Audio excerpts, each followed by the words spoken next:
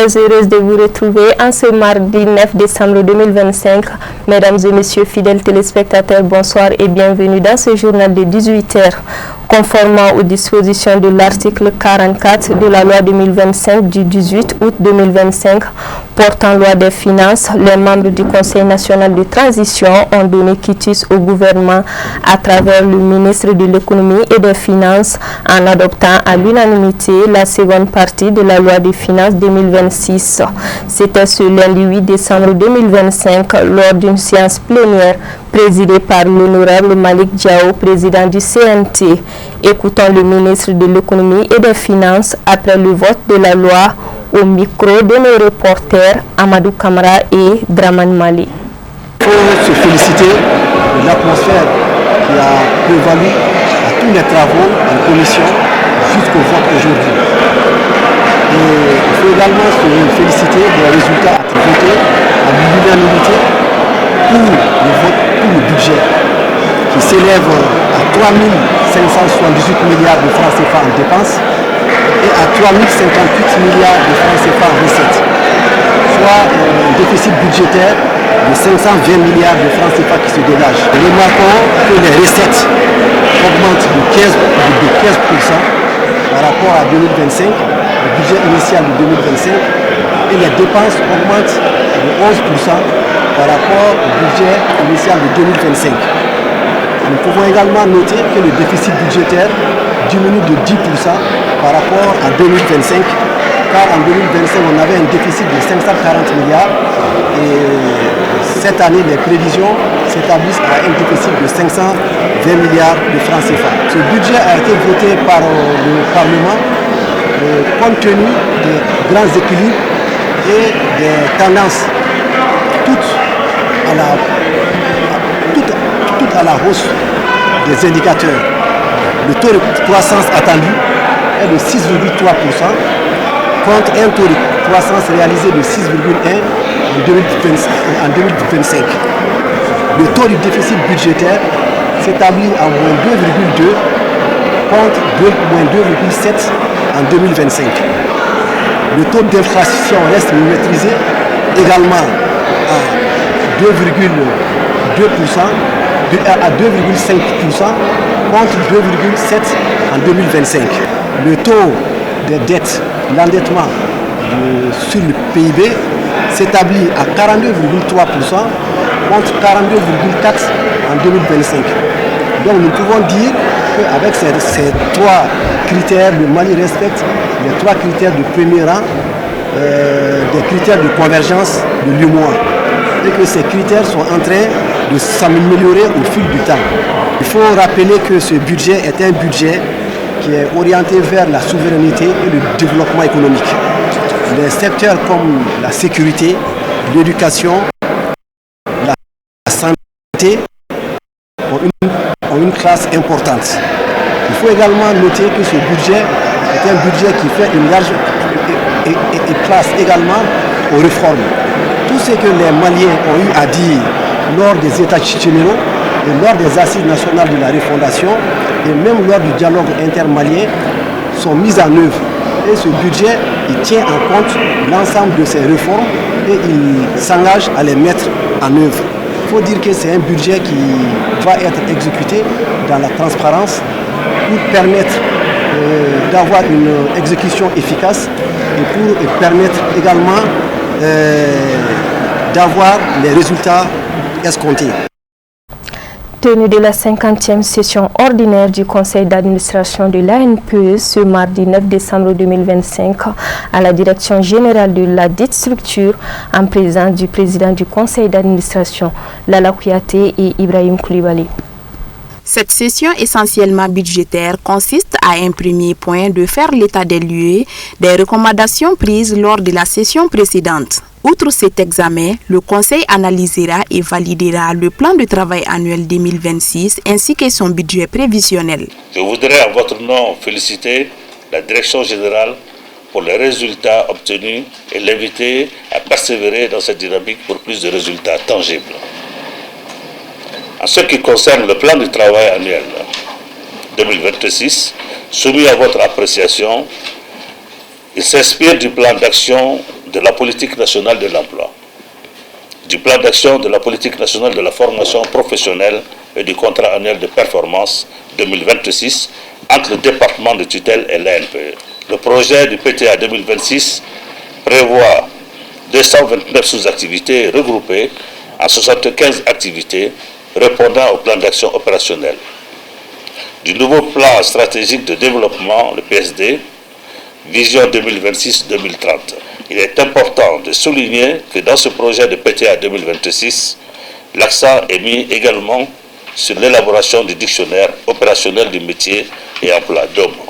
À travers les fiches métiers et sur les filières porteuses d'emploi dans les collectivités territoriales et les bassins d'emploi à travers le ODEN, l'étude sur les opportunités de développement de l'emploi local.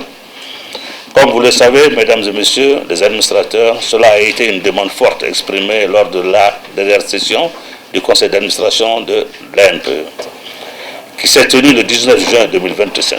Concernant l'intermédiation, cœur du métier de l'ANPE, il faut saluer le processus en cours sous l'égide du ministère de l'entrepreneuriat national, de l'emploi et de la formation professionnelle, de la mise en place d'une base de données pour la digitalisation de tous les dispositifs de l'intermédiation.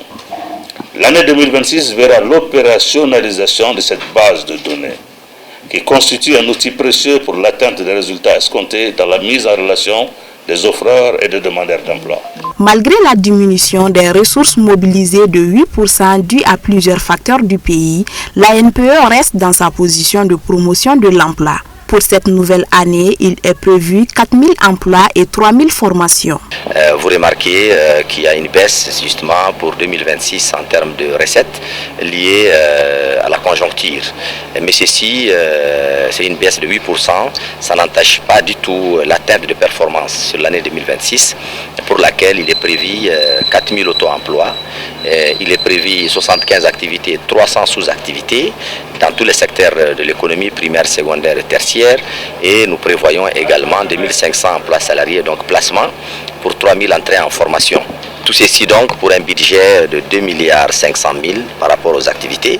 Et pour parler un peu de réalisation sur 2025, à mi-parcours bien entendu, parce que vous serez conviés pour le rapport d'activité courant janvier-février. Mais ici nous sommes en train de faire une revue à mi-parcours. À ce niveau, nous avons enregistré un certain nombre de performances, notamment en termes d'atteinte de certains indicateurs cibles.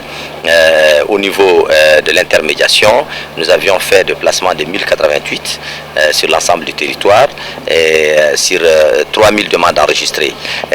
Aussi, au niveau de l'auto-emploi, nous avions au titre donc de la revue à mi-parcours fait 1800 auto-emplois sur 472 PME, PME, TPE accompagnés et pour lesquels nous avons 25 TPE, PME, TPE, petites entreprises et AGR diverses au profit des personnes en situation de handicap. Parce que, comme vous le savez, les personnes en situation de handicap sont un groupe cible privilégié de l'Agence nationale pour l'emploi. Et nous avons réalisé aussi, c'est une prévision de 3000 entrées en formation. Par rapport à 2025, nous avons réalisé 2600 entrées en formation, toutes formations comprises, y compris les brevets professionnels de banque, qui est un diplôme en partenariat avec l'Association professionnelle de banque et établissements financiers. À noter que la recette budgétaire pour cette année 2026 s'élève à 8,2 milliards de francs CFA, contrairement à l'année dernière qui était à 8,9 milliards de francs CFA. Actualité chérifienne à présent pour célébrer la date anniversaire de la disparition de Adja Bassitan Traoré, mère du but spirituel des Ansar, à Seydi Chérif Ousmane Madane Aïdara. Une grande soirée de prêche est organisée par l'association Ansardine du Sénégal sous la clairvoyance de la famille chérifienne afin de lui rendre un hommage mérité. Cette soirée de prêche qui a rassemblé les fidèles venus en nombre important s'est déroulée au Sénégal dans la nuit du lundi 8 décembre 2025. Bachili nous en dit plus.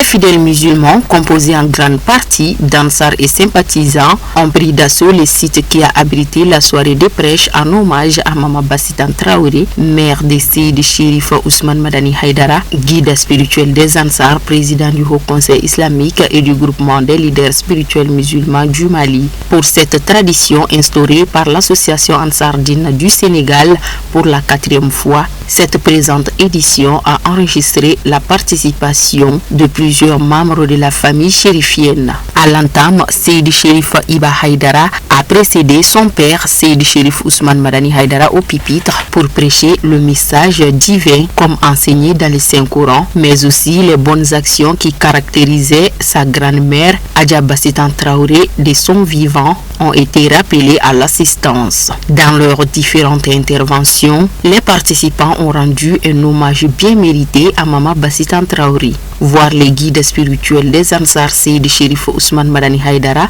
servir toute l'humanité aujourd'hui, les Ansar ainsi que les admirateurs à travers le monde doivent en grande partie cette reconnaissance à cette grande dame soumise au foyer, la mère exemplaire Mama Bassitan Traoré, qui aura consacré une bonne partie de son existence à pratiquer fréquemment les recommandations islamiques. En retour, Dieu dans son immense bonté a récompensé ses efforts en lui donnant un fils hors pair.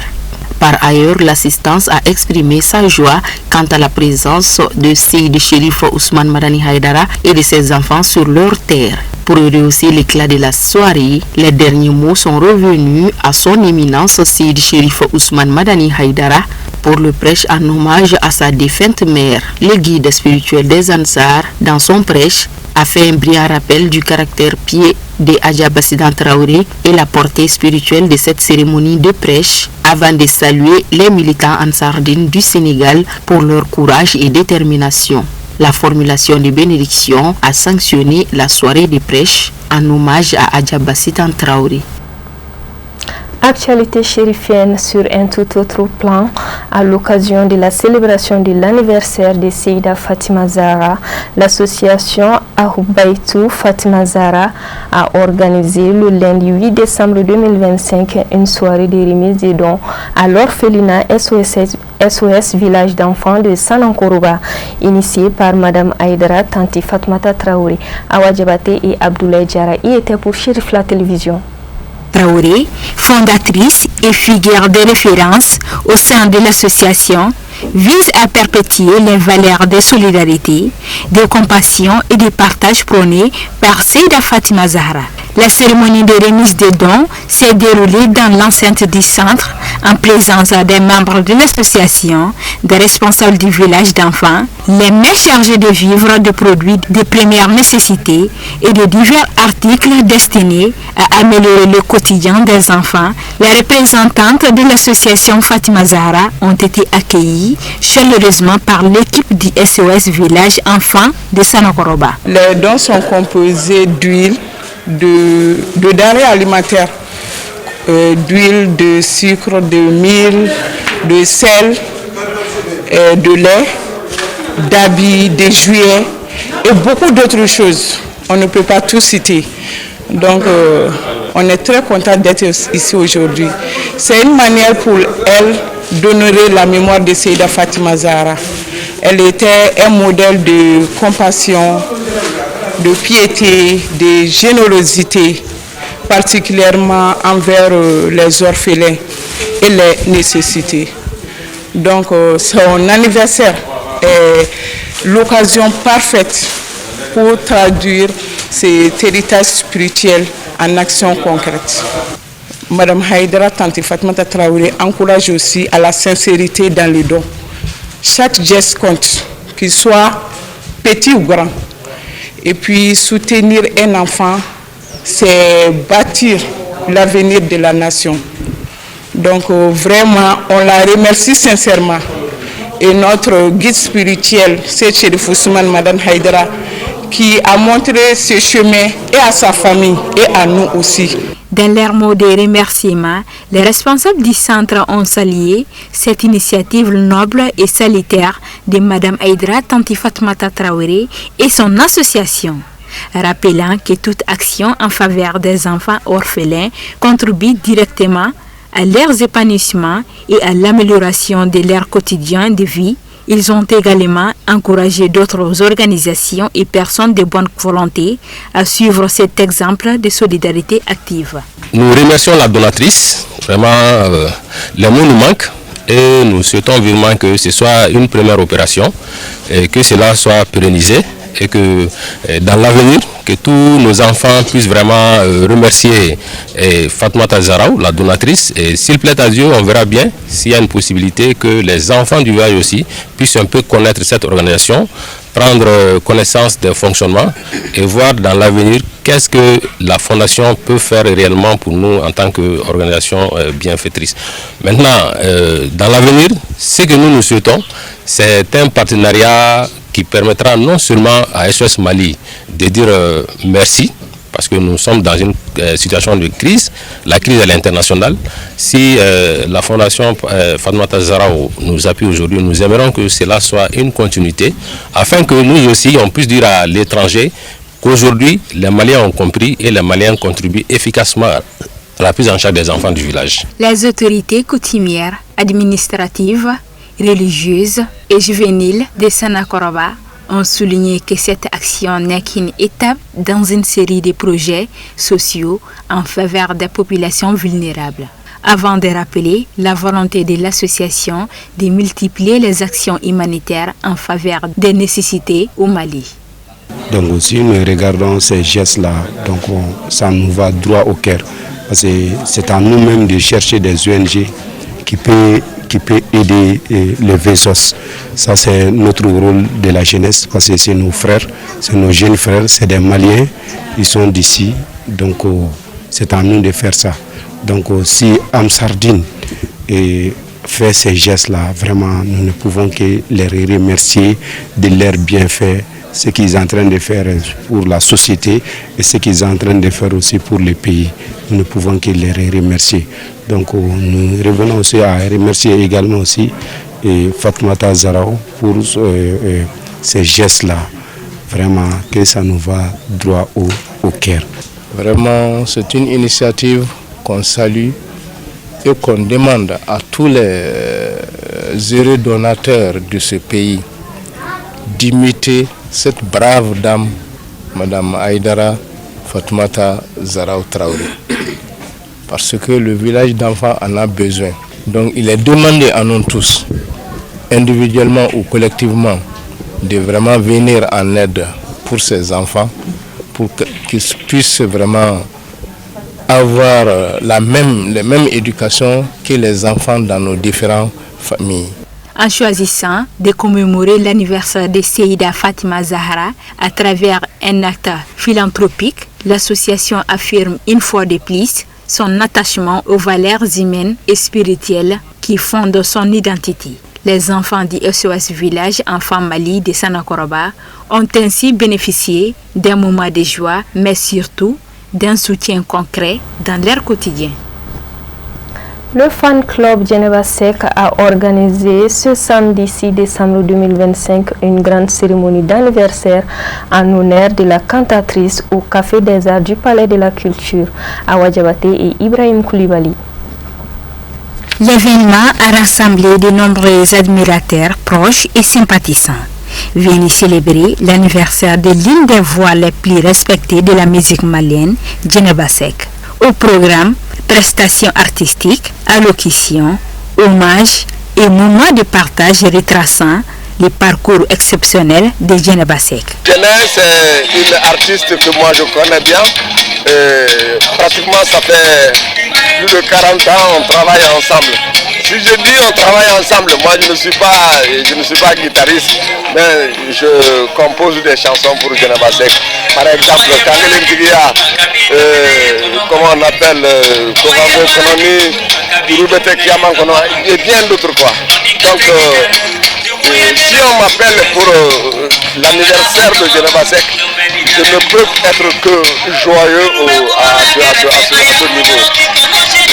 Prenant la parole, la reine du jour, très émue par cette marque d'affection à son égard, a tenu à remercier chaleureusement son fans club et l'ensemble des participants. Djeneba Seck a exprimé toute sa gratitude pour l'amour et le soutien constant du public tout au long de sa carrière, et d'ajouter que cette célébration représente pour elle une source de force et d'inspiration, avant d'encourager les jeunes artistes à persévérer avec passion et respect des valeurs. Pour conclure, elle a adressé ses bénédictions à tous, affirmant que le public reste sa plus belle famille. Bon, moi je me déplace chaque année d'Abidjan ici à Bamako pour venir célébrer cet anniversaire. Parce que Djeneba Seck, c'est une personne qui a une grand cœur. Voilà. Donc je lui dis merci, je lui remercie beaucoup pour tous ces bienfaits qu'elle fait pour nous. Voilà, donc on a décidé chaque année de fêter son anniversaire. Dans une ambiance festive, les fans ont exprimé leur reconnaissance et leur affection envers l'artiste, faisant de cette journée un rendez-vous mémorable marqué par l'émotion et la joie. L'objet de cet événement n'est autre que la reconnaissance envers notre maman. Voilà, lui rendre hommage parce qu'elle a fait beaucoup de choses pour notre pays à travers ses différentes chansons. Donc que des bénédictions, Donc on lui souhaite un très heureux anniversaire, que Dieu lui donne tout ce qu'elle souhaite. En somme, cette célébration a été un moment fort d'unité, d'admiration et de reconnaissance autour de Djeneba Seck. Les fans club, les invités et l'ensemble des participants ont su faire de cette journée un hommage vibrant à son talent et à son parcours, en lui souhaitant avec respect et affection un joyeux anniversaire, plein de bonheur, de santé et de succès continu. Et voilà, c'est ce qui met un point final à ce journal. Merci à vous de l'avoir suivi. Bonne soirée en compagnie de nos programmes.